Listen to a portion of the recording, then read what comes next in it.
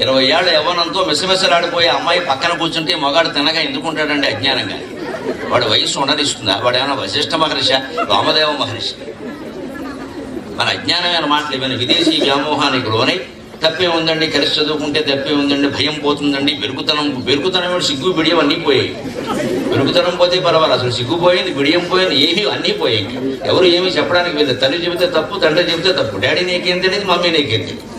డాడీకి మమ్మీకి తెలియకుండానే వీళ్ళు పుట్టేశారు. ఎవరు పెద్దవాళ్ళు ఏం చెప్పడానికి వీల్లేదు. మమ్మల్ని అయితే నోరు మూసుకోమని చెప్పేవారు. అప్పటి నుంచి కూర్చుని నువ్వు మరి ఇప్పటివరకు తెలవలేదు.